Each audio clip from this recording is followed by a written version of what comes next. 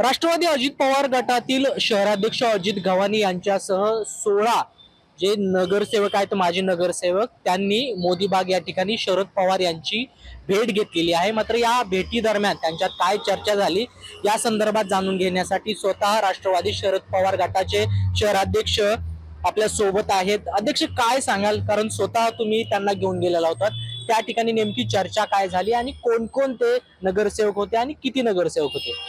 आदरणीय पवार साहेब हे आपल्या देशाचे नेते आहेत, महाराष्ट्राचे वैभव आहे। त्यांचा सल्ला घेण्यासाठी प्रत्येक जण त्यांना भेटत असतो। ही एक सदिच्छा भेट होती, पण त्याच्यामध्ये राजकीय विषय आमचे झालेले आहेत। माननीय अजित भाऊ गव्हाणे यांच्यासोबत जे 14 नगरसेवक आलेत त्यांच्यामध्ये राजकीय चर्चा आमची झालेली आहे।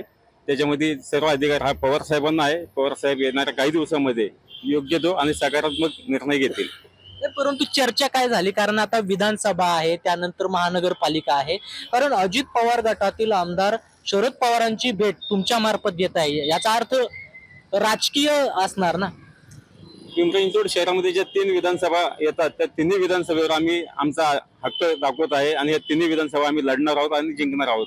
या 3 विधानसभा जिंकण्यासाठी व लढण्यासाठी आम्हाला जी ताकद लावता येईल तेवढे आम्ही लावणार आहोत। महायुतीमधील फक्त अजितदादा पवार गटच नव्हे तर बाकी अन्य पक्षातील नगरसेवक असतील, त्यांचे पक्षाचे पदाधिकारी असतील, हे माननीय पवार साहेबांसोबत काम करायला उत्सुकता आहे व त्यांनाही पक्षामध्ये प्रवेश द्यायचा की नाही द्यायचा हा सर्व अधिकार माननीय पवार साहेब, प्रदेशाचे अध्यक्ष जयंत पाटील व रोहितदादा पवार यांचा असेल। परंतु अजित गव्हाणे हे भोसरीमधून इच्छुक आहेत, त्यामुळेच तुमच्या गटात येण्याची शक्यता वर्तवली जाते। चाचपणी करतायत ते भोसरी विधानसभेसाठी, आणि तुमचं नेमकं काय म्हणणं असेल त्यावर? मी एक शहराचा अध्यक्ष या नात्याने संघटना वाढीसाठी प्रत्येक जणाला पक्षात या ही माझी मागणी पण असेल, परंतु त्यांना न्याय काय द्यायचा, त्यांना पद काय द्यायचं व त्यांना कुठल्या निवडणुका लढवायचा हा सर्वस्वी अधिकार माननीय पवार साहेब यांचा असेल। तेव्हा अजित भाऊ गव्हाणे यांच्याबद्दलचा निर्णय काय असेल तो माननीय पवार साहेब हे घेतील। आणखी किती आणि कुठल्या पक्षातील नगरसेवक असतील किंवा इतर जे पदाधिकारी असतील ते संपर्कात आहेत?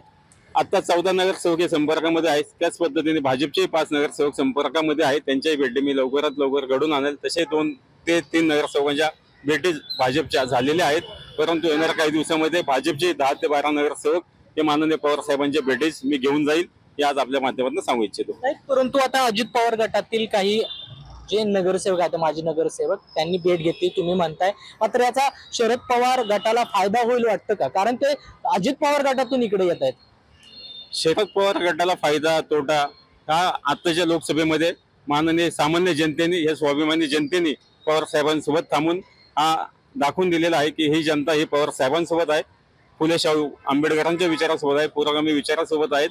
म्हणून पक्षात कोण यायचं कोण नाही याच्यापेक्षा माननीय पवार साहेबांकडे पाहून हे मतदान होणार आहे आणि या महाराष्ट्राच्या जनतेला माहिती आहे पवार साहेब हे महाराष्ट्राचे वैभव आहे।